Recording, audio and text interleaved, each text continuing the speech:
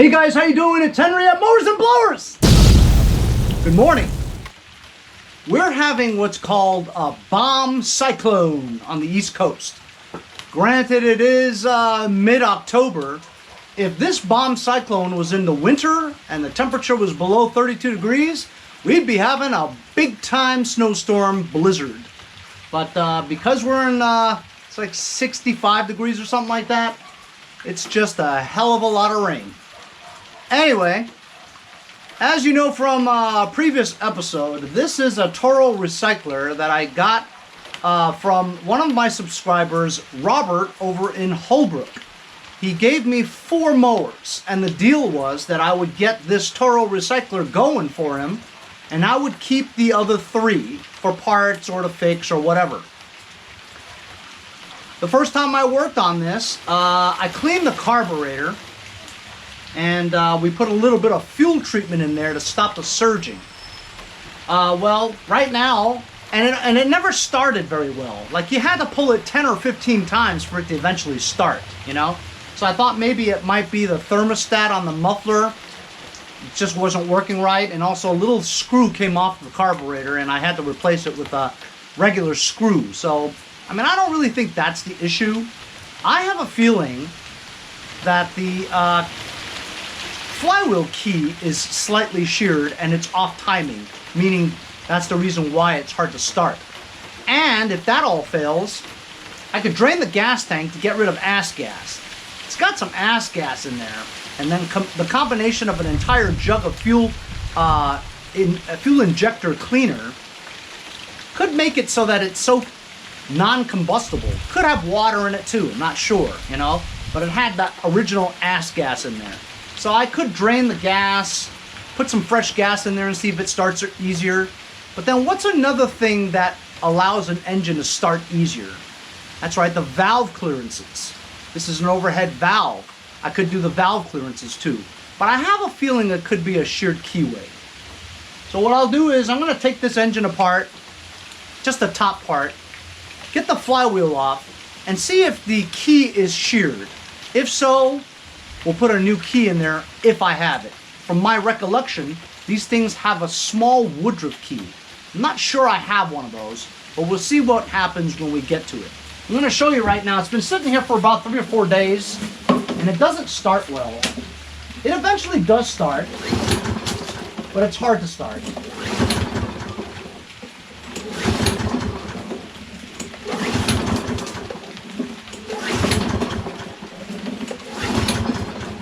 Yep, very difficult to start. So let's take off the top. So it's just 3 10mm bolts. That is what's good about the Kohler series, XT series. It's extremely easy to take off the tops. It's just 3 nuts over here that hold the recoil starter onto the engine cover. And the engine cover simply comes right off. That's it. Don't forget about these little spacers over here. They tend to come off. So as I'm looking at it, oh, also there's another thing. So sometimes when it's running and I let go of the brake handle, it won't stop. And I'm looking at the magneto kill switch here. Seems to be fine. But the flywheel is a little bit rusty. So maybe it's not detecting the metal and it's refusing to stop, you know? So here we have a flywheel bolt or nut. Let me see if I can find the right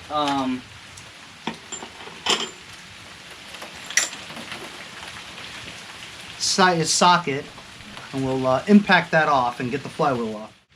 This 3/4 socket for spark plug works. And as you can see, pretty easy, comes right off. So usually I would put the nut back on there, but sometimes if you just jar it, it could come off. I don't want to damage anything though.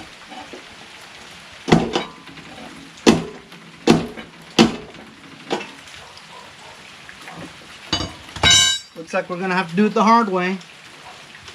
Well, it's not really that hard. It's pretty easy actually. This is the Toro way. You put that on there like that. I want to get some good grippage so that you have upward motion on pulling the flywheel, but it's kind of difficult to find here. Okay, I think that's pretty good. So I'm pushing the thing down, pulling this up. It's hard. There we go. See how easy that was? Now we just take this nut back off again, keep it with the cup, and the flywheel should just come right off. So you can see this was pretty rusty, and the rubbing of the brake made it black, not silver. This black is some kind of, I want to say, I don't know, some resin or something. Anyway, here's the key. It looks okay.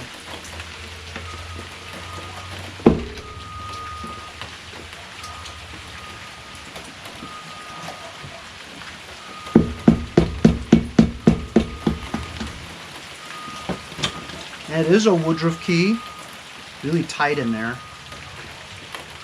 but it looks good. I don't think this is it. It's not the problem. So it's not the flywheel key. But I will grind off the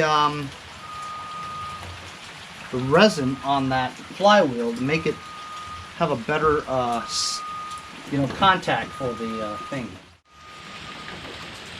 Just gonna grind this a little bit, make it cleaner.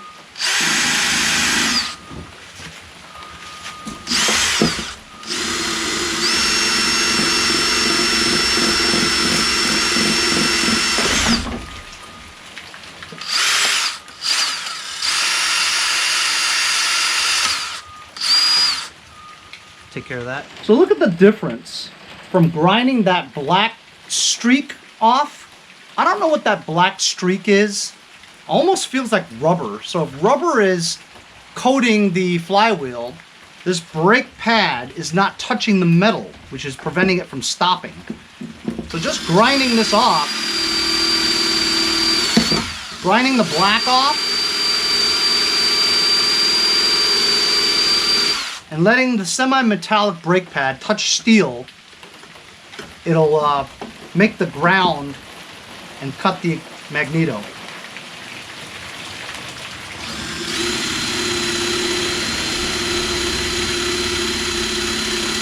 There's a lot of rust on there too, you know?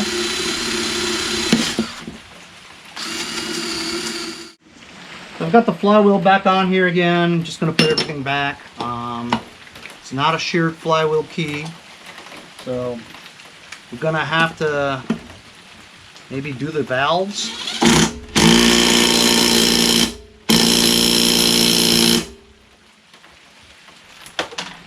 Just for the hell of it, let's try starting it.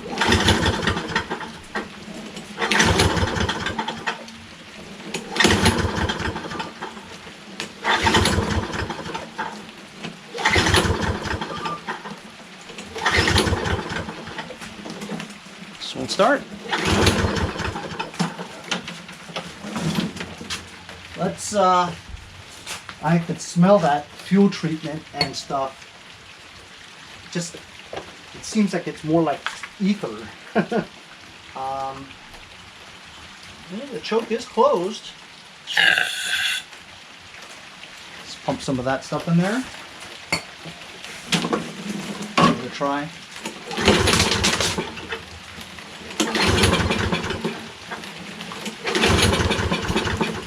Wants to now.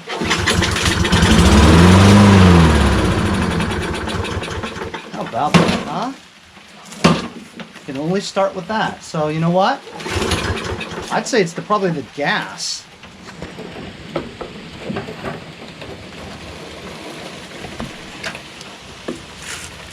Look, it's got one of them filters on here, sorta. Gas doesn't look that bad though, actually. You know what? This looks like it could be very cloggy. I'm gonna check this. I don't need that. Alright, so check out the way the fuel is coming out, right? Look when I loosen the gas cap, okay? When I loosen the gas cap. Look at the stream of fuel that comes out when I loosen the gas cap. Holy cow, it comes out like nothing. Maybe this vent is plugged, because that gas is coming out really well now when you take the gas cap off. When I blew into this hose, the fuel line to the carburetor, it's blocked, which means the needle is stuck again. No gas is getting in there. So I can't figure out the gas cap thing. I opened it up. I can't find the vent. There's a little tiny hole here, but it doesn't seem to be clear or anything. I took the bowl off. There was fluid going to it. This fuel line was kinked a little. I don't know. I might have to try the valve clearances. Let me look it up on the internet and figure out what it is. I think it's 5 on both. So it's got like that little reservoir there, a little ditch, where it's got some yucky stuff in there. I'm gonna try to get that out. Long forceps with a towel. Ding! Some yucky varnish. Put some fresh gas in here. See what happens. Holy shit. Be nice to put the fuel line back in. Duh. 53 now. That explains the see now mess. Faculties are not 100%. Not like when I was 20. You guys over 50 know what I mean. Alright, we cleaned out the gas tank, checked the carburetor again. Got fresh gas in it now.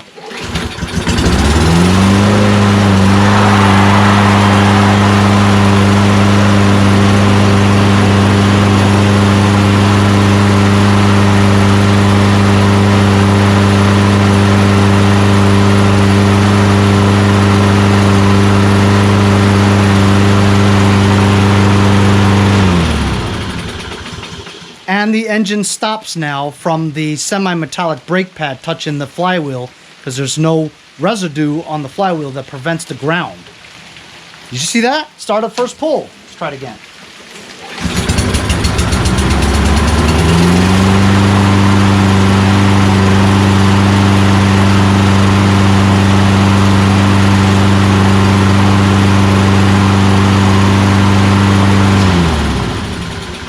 And it runs nice and smooth, no surging.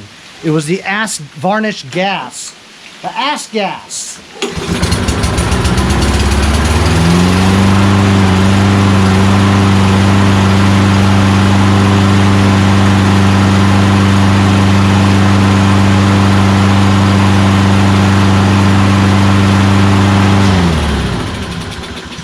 Fantastic.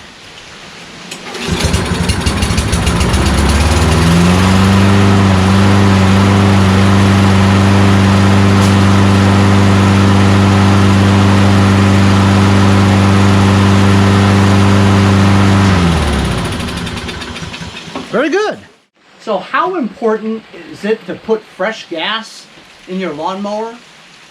Apparently it's pretty damn important. Could mean the difference between starting or not starting at all, you know? Especially water. If you leave your machines outside, water's gonna make its way in there, you know? Ethanol absorbs the water and moisture will get in there somehow because these gas caps have a vent in it. While they're molecular and they're small, moisture will get into anything, you know what I mean? So try to cover it up with some kind of tarp if it's outside, or keep it in the shed or in your garage. As you saw, we were having a hell of a time trying to start this thing. 15, 20 times pulling it still doesn't work. It was only until you blew fresh carb spray through the intake manifold into the combustion chamber where it actually started for that brief period. The gas didn't look like it was contaminated with any water. It was just very old ass gas, and it varnished up on the inside area. Also, it had an inline filter that could have been clogged from the varnish as well. So not enough fresh gas was getting into the carburetor, you know? We removed it all together. Just make sure you have clean stuff in your gas tank. while we took 15 or 20 tries to get this to start, it now starts.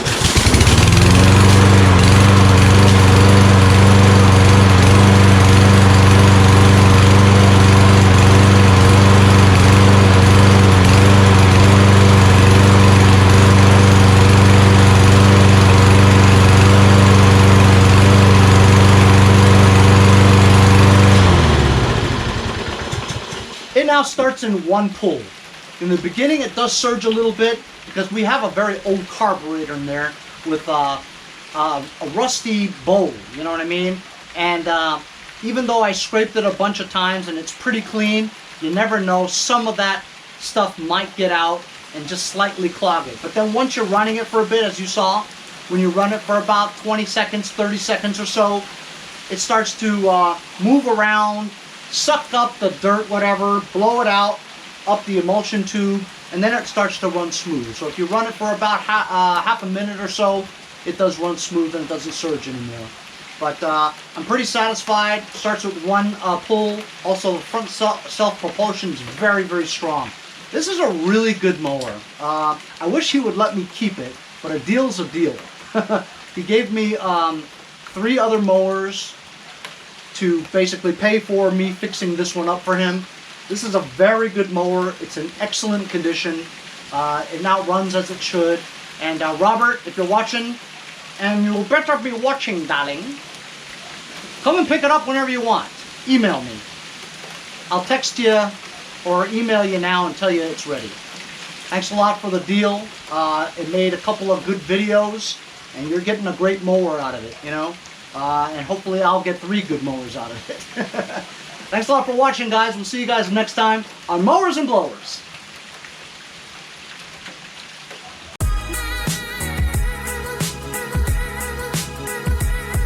His name's Henry. Mowers and blowers. Mowers and blowers. Hey, if you guys enjoyed the video, remember to give me a like. Also, comment below. Subscribe. Remember, it doesn't cost anything to subscribe. It's free, right? Also, hit that little bell. That way you'll get post notifications whenever there's a new video, and you won't miss out on any of them. Remember to follow my Instagram and Facebook, as well as, if you'd like to donate $1 or $2, paypal.me/mowersandblowers. Really appreciate all the support. Also, to keep the videos coming every day, support the channel. Bye.